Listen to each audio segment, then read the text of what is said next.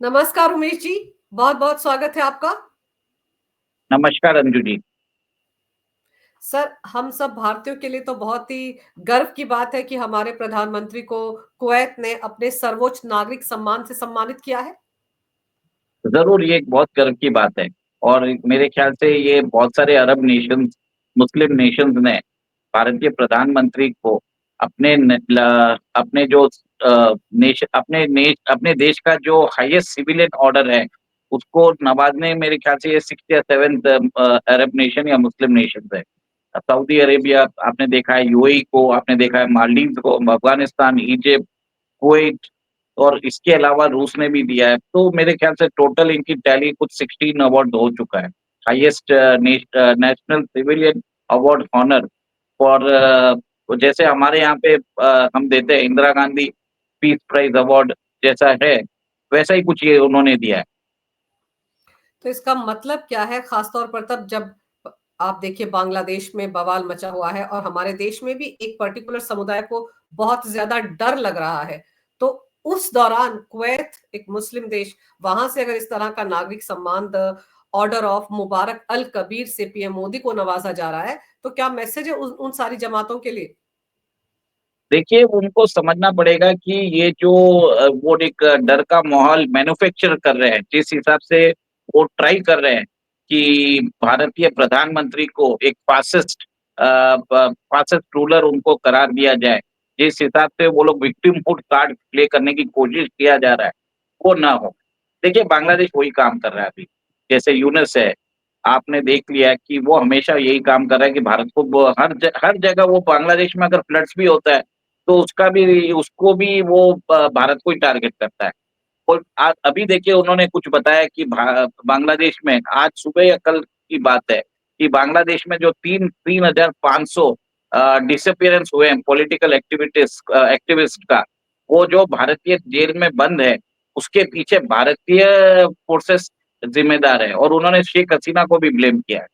तो जहां तक मुझे मेरे हिसाब से ये हो रहा है कि आईएसआई पाकिस्तान की ये जो सीआईए स्पॉन्सर्ड स्टूज है यूनिस और भारत के कुछ लोग मिलके मोदी जी का इमेज को खराब करने की कोशिश कर रहे हैं। ये एक अंतरराष्ट्रीय साजिश है जिसके कारण यूनाइटेड नेशंस में वापस भारत के ऊपर एक सेंसरशिप पॉलिसी लेके आ सके और कश्मीर का मुद्दा भी उनको उठाना है वापस। मेरे हिसाब से ये larger game plan, larger agenda यही है।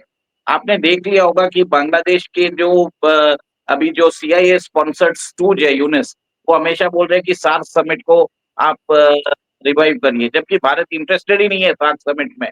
जबकि बांग्लादेश की इकोनॉमी को सपोर्ट करने के लिए भारत ने अपनी इंडस्ट्री को भी खत्म किया है। जो भारत की टेक्सटाइल इंडस्ट्री है, वो अगर वो नीचे गई है और बांग्लादेश की जो टेक्सटाइल इंडस्ट्री ऊपर आई है, वो भारत की पॉलिसी के कारण ही है। क्योंकि 2012 में मुझे याद है उस समय कांग्रेस ने एक बजट में लेके आए थे, जिसमें टेक्सटाइल जो हमारे जो टेक्सटाइल एक्सपोर्टर्स थे, उनके ऊपर उन्होंने कोई कंसेशन विड्रॉ कर दिया था, जिसके कारण बांग्लादेश के अंदर जो वहाँ का टेक्सटाइल मार्केट है एकदम से बढ़ गया। और आपको मालूम है 2009 में जब शेख हसीना सरकार आई थी, बांग्लादेश की पर कैपिटा इनकम थी $700 और अभी 2024 में बता रहे हैं कि इट इज अराउंड $2,400। मतलब 3 साल में उनकी इकोनॉमी 3 गुना बढ़ी है, 3.5 गुना बढ़ी है अगर आप मेट्रिक्स पे देखें तो हर जगह अगर आप देख रहे हैं, तो ये सोचा समझा प्लान है, जिसके कारण मोदी जी को एक बैड लाइट में पोर्ट्रे करने का एक तरह से एक मुहिम चला रहे हैं ये लोग। पर उमेश जी, ये जो लोग हैं जो देश में भी बैठे हुए हैं, बाहर भी हैं, एक बड़े लेवल पर पीएम मोदी की इमेज को टार्निश करने की जितनी कोशिश करते हैं वो उतने ही उभर कर सामने आते हैं। अब आप सोचिए कि जो समय चल रहा है, उस समय के दौरान अगर उनको कुवैत जैसा देश नागरिक सम्मान से सम्मानित कर रहा है, तो इन सबकी तो बोलती खुद ब खुद बंद होगी। ये पूरा का पूरा जो इकोसिस्टम इस काम में लगा हुआ है, उसकी तो पूरी की पूरी हवा वैसे ही निकल गई, क्योंकि एक मुस्लिम देश है जो पीएम मोदी को ये सम्मान दे रहा है। देखिए, मुस्लिम देश के आप छोड़िए, जो सऊदी के लीडर है मोहम्मद बिन सलमान, यूएई के लीडर है मोहम्मद बिन जायद, ये तो मोदी जी के साथ उनके अच्छे रिलेशंस है। आप सोच लीजिए। उसके अलावा आपने देखा होगा कि जो मालदीव्स है, जिसने भारत के प्रधानमंत्री को गाली दी, वहां पे 3-4 मिनिस्टर्स है, जिन्होंने अभद्र टिप्पणी की थी, उन्होंने बाद में उनको अपोलोजाइज़ भी किया। मुर्सु भारत आए थे, भारत ने अभी भी उनको $400 मिलियन दिया है एड, आप सोच हुँ, लीजिए। तो इसमें ये भारत कहाँ से फासिस्ट हुआ? जब श्रीलंका में सरकार गिरती है, वहाँ पे राजपक्षे भागते हैं, तब आपने देख लिया था कि क्या हुआ, भारत ने उनको जेनरस एड दिया, उनको लाइन ऑफ क्रेडिट दिया, जिसके कारण आज बांग्लादेश इकोनॉमी स्टेबलाइज़ हो रही है। Bangladesh sorry Sri Lankan economy stabilise हो रही है। अब बांग्लादेश की बात आते हैं। बांग्लादेश में आपने देखा है कि कैसे वहाँ पे जो बांग्लादेश के जो लीडर है यूनुस, उनके जो स्पेशल एडवाइजर है महफूज आलम, उन्होंने अभी एक कार्टोग्राफिक वॉरफेयर चालू कर दिया है। उन्होंने हुँ, बताया कि कुछ पार्ट्स ऑफ इंडिया जैसे जैसे वेस्ट बंगाल है, असम है, त्रिपुरा है, ये बता रहे हैं कि this is a part of Bangladesh, greater Bangladesh की स्ट्रैटेजी कर रहे हैं और वहाँ पे वो हिंदूस को मार रहे हैं। अभी भी रिपोर्ट आई है कि कम से कम मेरे ख्याल से 2 या 3 हिंदू टेम्पल्स पे उन्होंने अटैक किया है। वहाँ पे हमारी देवी-देवताओं की मूर्तियों को खंडित किया है, एक तरह से अपमान किया है। इस्कॉन के लीडर को अरेस्ट कर दिया गया है। उनके जो केस लड़ने वाले वकील थे, वो मारे जा चुके हैं। और आपने ये भी देखा है कि हिंदूस एस्टेब्लिशमेंट्स और हिंदूस महिलाओं का ऊपर वो लोग रेप कर रहे हैं। अब एक तरह से जनरल सिस्टमैटिक परसिक्यूशन कर रहे हैं, जो आईसिस ने जिन्होंने यज़दी का किया था, आपने सीरिया में देखा, ये बांग्लादेश वही कर रहे हैं। इन भारत अ, बांग्ला ये जो बांग्लादेश में जो हो रहा है बांग्लादेशी हिंदूस के खिलाफ, इसको बोलते हैं कल्चरल जेनोसाइड। मतलब आपके लोगों की आपकी हस्ती मिटा देंगे, आपके जितने भी चिन्ह हैं वो भी मिटा देंगे। अरे ये छोड़िए 1975 में जो शेख मुजीबुर रहमान है, उनकी मूर्ति को उन्होंने वहाँ से हटा दिया है। उनके नोटों पे जो उनके रेफरेंसेस है, वो हटा दिया है। बांग्लादेश लिबरेशन डे था, जो भी छुट्टियाँ डिक्लेयर कर रहे थे, वो सब हटा दिए हैं। और अभी तो उन्होंने मेरे ख्याल से दिस गाय मेट शहबाज शरीफ और वो बोलते हैं कि 1971 का जो टाइप है, हम रीसेट कर सकते हैं।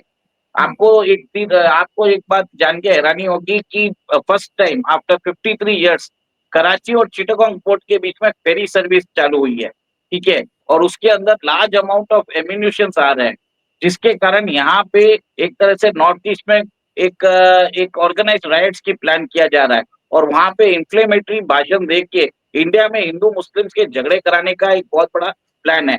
अ, हुँ। एक और एक चीज़ है कि बांग्लादेश और पाकिस्तान जी, के बीच में डायरेक्ट एयर सर्विस भी चालू हो चुकी है और Pakistani citizens can visit Bangladesh without having visa as well, ठीक है? उनको कोई कहीं सिक्योरिटी चेक्स की ज़रूरत नहीं है। तो जी। एक तरह से जो बांग्लादेश है अभी ईस्ट पाकिस्तान बन रहा है। तो उनको और एक ही चीज़ है उनको एक ही चीज़ है कि they want to blame India for everything. They want to blame Modi ji for everything. पुट हुँ, उमेश जी, आप बिल्कुल सही कह रहे हैं कि पाकिस्तान और बांग्लादेश नज़दीक आ रहे हैं, 1971 के पहले जैसे हालात बनाने की पूरी कोशिश हो रही है। हुँ। बल्कि शाहबाज़ शरीफ के साथ जो मुलाकात हुई, उसमें तो यहाँ तक कहा गया है कि बांग्लादेश में अगला सार्क का समिट होना चाहिए। यस, तो मैंने वही बताया ना कि सार्क का समिट करना चाहिए उनको और वो चाहते हैं कि रीजनल इश्यूज़ को लेके आएँ और इसके अंदर कश्मीर का इश्यू उठाएँ और वो इंडिया को ब्लेम करने की कोशिश कर रहे हैं। देखिए, पाकिस्तान है, बांग्लादेश है, दोनों मिलके एक तरह से दोनों मुस्लिम नेशंस हैं, वो चाहते हैं कि ये इश्यू वो पोर्ट्रे करें इंटरनेशनल स्टेज पे। कश्मीर इश्यू कोई लेने को तैयार नहीं है, तो उनको एक नया इश्यू चाहिए। तो वो एक चाह रहे हैं कि कहीं न कहीं इसको इश्यू बना के पीएम मोदी के ऊपर एक तरह से जैसे आपने देखा है बेंजामिन नेतन्याहू के ऊपर जिस हिसाब से वेस्टर्न मीडिया, वेस्टर्न जो इंस्टीट्यूशंस हैं, उनके ऊपर अरेस्ट वारंट निकाल रहे हैं। ICC international court of justice या जो भी है ऑर्गेनाइजेशन, वैसा ही ये प्लान कर रहे हैं कि मोदी जी की इमेज को खत्म किया जाए, मोदी जी के ऊपर भी ऐसा कोई वारंट निकाला जाए और भारत की ऑपोजिशन पार्टीज़ भी यही चाहती है कि जैसे ही वो वारंट निकले तो वो मोदी जी का रेज़िग्नेशन की बात करें और यहाँ पे भी एक सत्ता परिवर्तन रेजिम चेंज की बात किया जाए। देखिए भारत एक बहुत ही बहुत ही बड़ा देश है। यहाँ पे एक बहुत ही एक दूसरी उमेश जी तरीके से काम होना पड़ेगा। हुँ, पहले पहले मैं आपसे इसी मुद्दे पर बात कर लूँ कि जैसे आपने ये देखा कि बांग्लादेश में यूनुस के सलाहकार वो महफूज आलम ने जो एक फेसबुक पर एक पोस्ट डाला था जिसका काफी विरोध हो, उसके बाद भारत ने एक तरह से नकेल कसी है बांग्लादेश की। एमईए ने सीधे सीधे कहा ना कि कुछ भी बोलने से पहले जरा सोच समझ ले, और उसके बाद वो पोस्ट को डिलीट कर दिया महफूज आलम ने। तो भारत, मतलब अब भारत के लिए हालात वो बनते जा रहे हैं जहां पर भारत को शायद कोई डायरेक्ट एक्शन लेने के लिए मजबूर होना पड़े।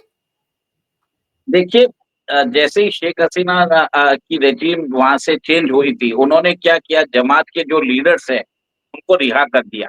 और ये लोगों ने ओपन कॉल दिया है कि भारत के जो चिकन नेक है उसको हम कब्जा करके भारत को चिकन नेक, भारत की जो सेवन सिस्टर्स है नॉर्थ ईस्ट है उसको अलग कर देंगे। इन्होंने यहाँ तक बोल दिया है कि हमें पाकिस्तान के से JF-17 फाइटर जेट चाहिए, हमें पाकिस्तान मिसाइल देना चाहिए, पाकिस्तान हमको न्यूक्लियर वेपन देना चाहिए। ये सब ढाका यूनिवर्सिटी में जो एडवाइजर्स है उन लोगों ने ये सब स्टेटमेंट दिया है। ठीक है, ये अभी से नहीं चल रहा है, ये 3-4 महीने से चल रहा है।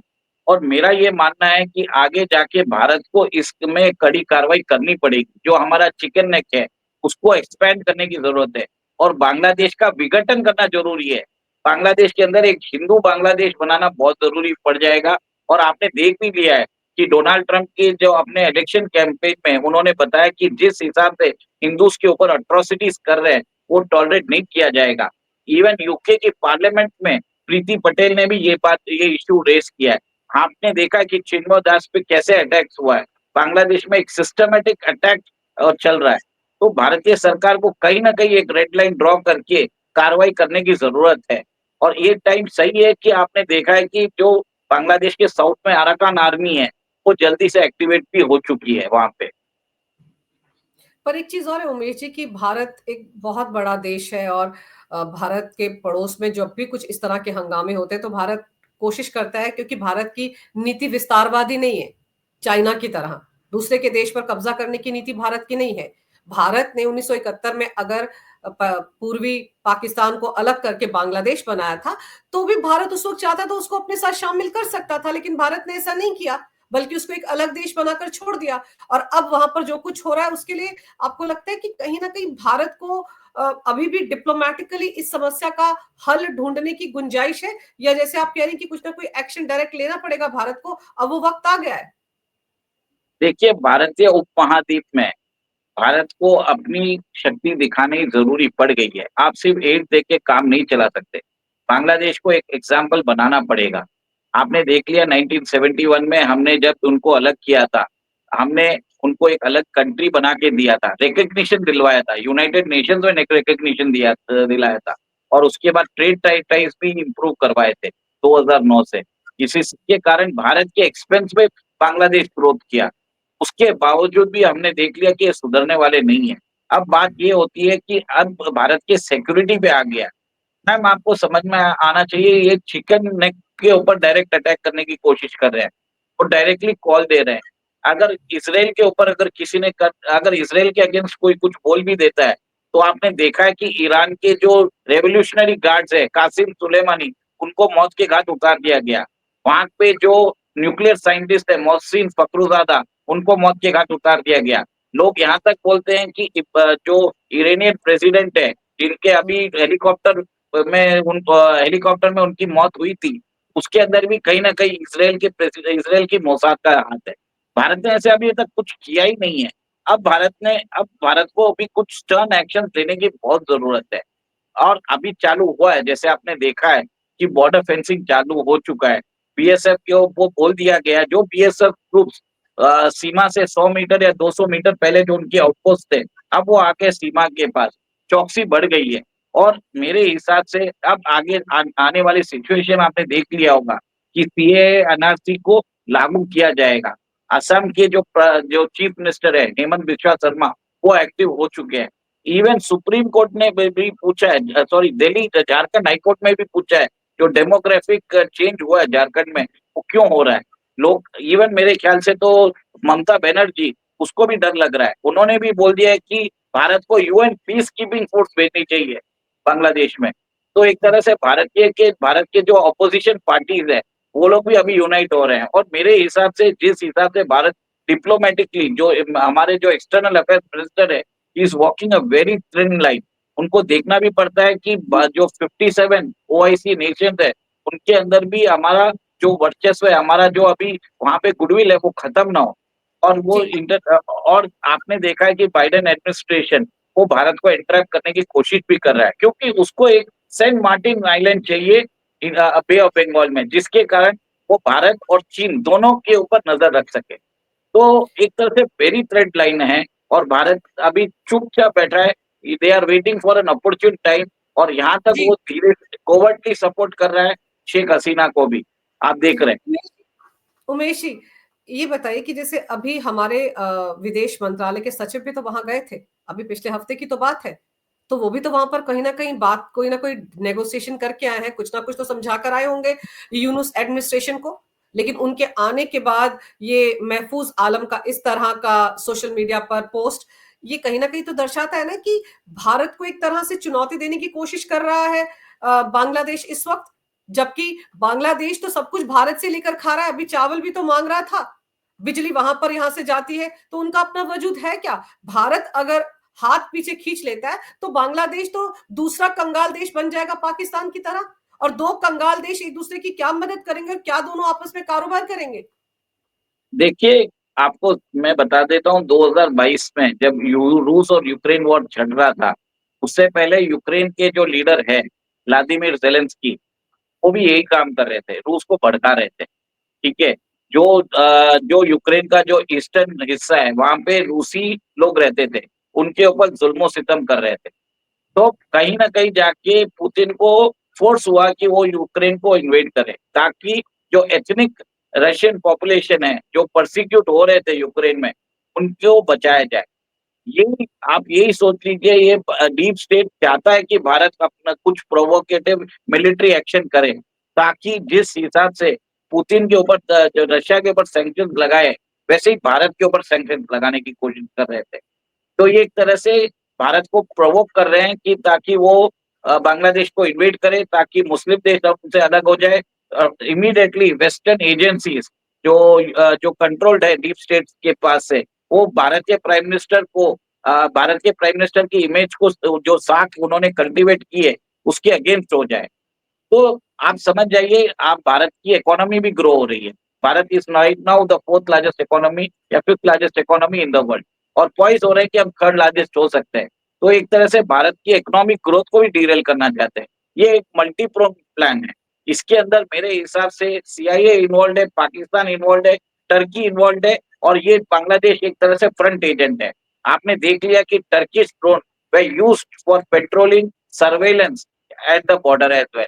जब हमने हमारा इजरायली ड्रोन उधर भेजा, तो चुपचाप बैठ गए।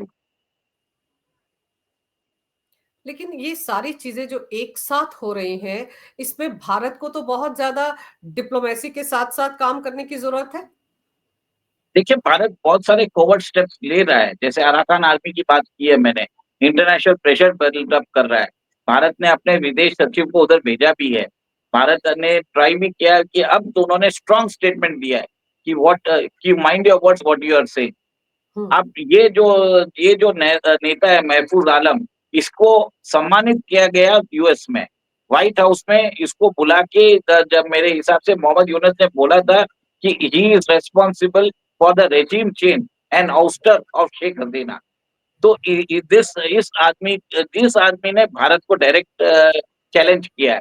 तो मैं तेरे हिसाब से मेरे हिसाब से तो ये है कि ये भारत को प्रोवोक कर रहे हैं, प्रोवोक करके कि भारत कोई मिलिट्री एक्शन ले इनकी तरफ, और ये उसी एक्शन को लेके विक्टिम होड कार्ड लेके यूनाइटेड नेशंस में जाए, और भारत को एक एग्रेसर नेशन करार दे, ताकि भारत के ऊपर सैंक्शंस लगे, भारत के अंदर इन्वेस्टमेंट ना आए, भारत के ऊपर जैसा, और भारत के प्रधानमंत्री के ऊपर एक अरेस्ट वारंट निकले, इंटरनेशनल अरेस्ट वारंट, जिसके कारण यहाँ पे पॉलिटिकल पार्टीज भारत के प्रधानमंत्री का रेजिग्नेशन बात करें। जैसे आपने देख लिया इसराइल के अंदर Benjamin ji.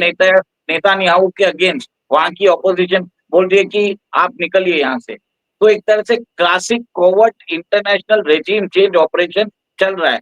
Bangladesh is just a front. पर एक चीज ये है कि यहाँ पर ये भी तो साबित हो गया ना कि बांग्लादेश में चाइना का कितना ज्यादा दखल है, वहां यूएसए भी है, आईएसआई भी है, सब कोई मिलकर ये सब कुछ कर रहे हैं। पर इस बीच जो श्रीलंका के प्रेसिडेंट का एक स्टेटमेंट आया कि वो कभी भी अपनी जमीन का इस्तेमाल भारत के खिलाफ नहीं होने देंगे। वो ये कह रहे हैं कि भारत ने बहुत मदद की है श्रीलंका की, जब जब वो मुश्किल में रहे।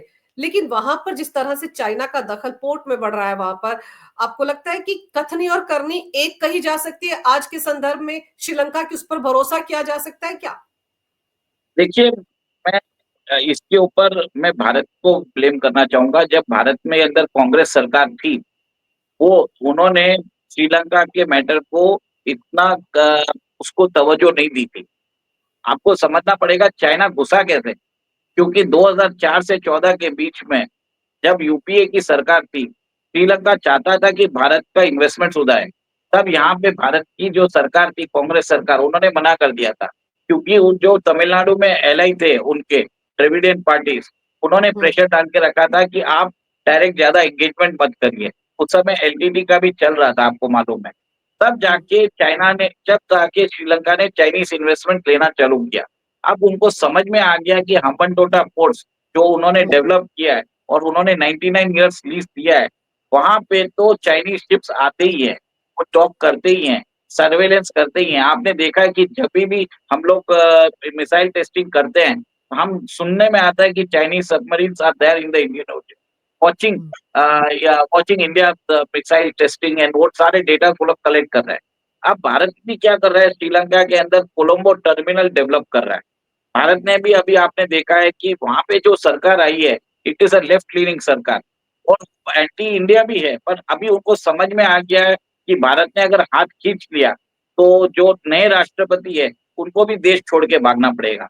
जैसे हम्म, मुर्मू ने अपनी पब्लिक में बेइज्जती करवाई है, इनको समझ में आ गया कि अगर एंटी इंडिया स्टेटमेंट दिया और भारत का इकोनॉमिक एम्बार्गो आ गया तो श्रीलंका रह नहीं पाएगा। Sri Lanka will go like Somalia, Rwanda hmm, जैसे, वहां पे भी प्रॉब्लम चालू हो जाएगी।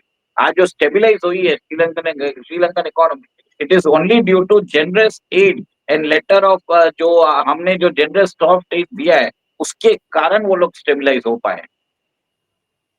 पर अब आपको मौजूदा सिनेरियो में क्या लग रहा है? क्या भारत को बांग्लादेशी हिंदुओं के बारे में नहीं सोचना चाहिए? क्योंकि काफी दिन हो गए हैं और अत्याचार थमने का नाम नहीं ले रहे हैं। बार बार वार्निंग्स या संदेश भी पहुंचाए जाते हैं यूनुस तक, लेकिन वो तो अपनी हरकतों से बाज नहीं आ रहे हैं, वो तो सुधरने का नाम नहीं ले रहे हैं। तो ऐसे में बिना डायरेक्ट मिलिट्री एक्शन के क्या आपको लगता है कि बांग्लादेश सुधरेगा? देखिए, बांग्लादेश के अंदर जो हिंदूज के अगेंस्ट हो रहा है वो पहले भी हो रहा था, पर वो छुटपुट घटना हो रही थी। अब क्या हो रहा है, इसको सेंसेशनलाइज किया जा रहा है, एम्पलीफाई किया जा रहा है। आपको मालूम है पाकिस्तान में भी हिंदूज को प्रोसिक्यूट कर रहे हैं, सिंध में, हम्म, ठीक हम्म, है? तो ये तो चल ही रहा है, ये तो उधर उधर का डीएनए है उधर का। तो काफिर्स के अलावा काफिर्स के खिलाफ करेंगे। मैंने आपको ये भी बताया कि they are trying to sensationalize it. यहाँ पे जो इमोशंस है, इसको इतना बड़ा, इतना इसको चैनलाइज किए कि भारत सरकार is force to do a military action. तो एक तरह से एक मेरे हिसाब से एक इंटरनेशनल कोवर्ट स्ट्रेटेजी है, जिसमें intelligence agencies, western agencies, western media, everyone are involve. जो भारतीय सरकार कर रही है, let us believe our home minister, let us believe our foreign minister, let us believe our NSA chief. वो उनको मालूम है वो क्या कर रहे हैं। And I think I stand with the Indian establishment over this. आपको समझना पड़ेगा कि कुवैत की सरकार ऐसी थोड़ी देगी आपको हाईएस्ट ऑनर, मोदी जी को। और आप उमेश जी ये भी याद रखिए, कुवैत वही देश है जहां से 7 एक्स नेवल ऑफिसर्स को, जिनको फांसी की सजा सुना दी गई थी, बचाकर ले आए थे पीएम मोदी वहां से उन सबको। बरोबर, आपको ये भी बता देता हूँ, यूएई के अंदर जो पहला हिंदू टेम्पल है, वो भी चालू हो गया इस रिजीम में। लोगों को वो भी समझना चाहिए कि, और भारत का जो $129 बिलियन रेमिटेंसेस आ रहे हैं अब्रॉड से, ये बहुत सारे हमारे जो वर्कर्स हैं, वो गल्फ में काम कर रहे हैं। बहुत सारे उन, इकोनॉमिक कंसिडरेशंस भी देखना पड़ता है। आज उनके साथ यूएई, पीएम मोदी ने मुलाकात भी की है वहां पर, जो वर्कर हमारे वहां काम कर रहे हैं कुवैत में, उनके साथ मुलाकात भी की है पीएम मोदी ने वहां पर। देखिए यूएई के साथ तो हम अभी इकोनॉमिक ट्रेड कॉर्पोरेशन एग्रीमेंट भी साइन कर चुके हैं। भारत का रुपया भी यूएई में भी यूज़ होने लग गया है। हमारा यूपीआई उधर यूज़ हो रहा है। सऊदी से बात चल रही है। सऊदी से साथ डिफेंस कोऑपरेशन की भी बात चल रही है। तो बहुत सारी चीज़ें हैं कि जिस हिसाब से भारत का ग्लोबल स्केल में जो उनका इन्फ्लुएंस बढ़ रहा है, इसको खत्म करने की कोशिश की जा रही है। और हमें इस समय संयम देखने की ज़रूरत है। हमारे सरकार के ऊपर we have to trust our leadership. और जैसे इज़रायली जनता और जैसे आपने देखा है रशियन जनता, पुतिन के ऊपर उनको ट्रस्ट है, वैसे ही Indian citizens have to trust the leadership of Narendra Modi. आपको वो नहीं बता सकते वो कब लेंगे। These are national security issues. वहाँ पे बहुत सारे कंसिडरेशन हो सकते हैं। ये मीडिया के अंदर हम डिस्कस भी नहीं करना चाहिए क्योंकि it is having security implications for us. और अब तो हमें यही चलना चाहिए कि हमें यही बोलना चाहिए जो भी डिसीजन सरकार लेती है, it is in the best interest of Bharat. हाँ, बांग्लादेश हिंदूज़ का भी चीज़ होगा। और मैंने ये भी बोल दिया है कि now we need to create a Hindu Bangladesh. अगर वहाँ पे जैसे वहाँ पे जैसे अगर हिंदू ऑर्गेनाइजेशंस वहाँ पे आते हैं कि वो बोलते हैं हमें सपोर्ट चाहिए, we should provide them the support. Clandestine way में दीजिए। ज़रूरी नहीं है हमको मीडिया में बोलने की, हमको ऑफिशियली करने की। जैसे लोग बता रहे हैं कि अराकान आर्मी को भी सपोर्ट इंडिया कर रहा है, ये सब रूमर्स है। मैं ये नहीं बोल रहा हूँ कि इंडिया कर रहा है, रूमर्स है। वैसे ही हमें वहाँ पे जो हिंदू ऑर्गेनाइजेशंस है, अगर वो बोलते हैं कि हमको हिंदू पर्सिक्यूट हो रहे हैं और वो यूनाइटेड नेशंस में पिटीशन लेके जाना चाहिए, तो भारत को डिप्लोमेसी वहाँ पे काम करनी चाहिए कि Bharat become the voice of Bangladeshi persecuted Hindus. उनकी वॉइस लेके जाके यूनाइटेड नेशंस में लेके के जाइए और वहाँ पे बोलिए कि बांग्लादेश के टुकड़े करने ज़रूरी है। और उसके अंदर रूस को भी लेके रूस का सपोर्ट आपको मिल जाएगा। चाइना का भी आएगा क्योंकि आपने देखा है कि अभी टर्किश इस्लामिक पार्टी ने बोल दिया है कि सीरिया के बाद हम शी जिनपिंग को भी सत्ता से हटा देंगे। तो चाइना बिल्कुल। से भी बात करके चाइना से भी सपोर्ट ले सकते हैं। फ्रांस के साथ हमारे अच्छे रिश्ते हैं। बिल्कुल, प्रॉब्लम बिल्कुल है सही। यूएसए और यूके का, वो अपने आप ही आ जाएगा।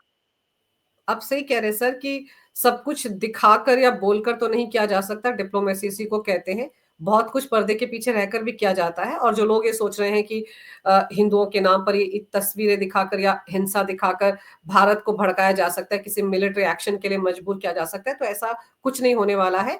हमारे देश की सरकार, हमारे प्रधानमंत्री सब के सब बहुत संयम के साथ हालात पर नज़र रखे हैं और जो बेहतर होगा वो करेंगे। लेकिन इतना ज़रूर है कि हिंदुओं के साथ भारत खड़ा है और कम से कम अभी जो कुवैत में भारत के प्रधानमंत्री को सर्वोच्च नागरिक सम्मान मिला है, उससे भी बहुत बड़ा संदेश कम से कम उस एंटी मोदी लॉबी को तो चला गया है, जो उनको बदनाम करने में लगी हुई है। और अब देखते हैं आगे चलकर कि भारत क्या फैसला लेता है बांग्लादेश को लेकर। लेकिन आपने समय निकाला विस्तार से इस विषय पर तमाम जानकारी मेरे दर्शकों को दी उमेश जी, इसके लिए आपका बहुत-बहुत धन्यवाद। नमस्कार। भारत जय माता की सिया जय। राम। वंदे मातरम। जय श्री राम। जय सिया राम।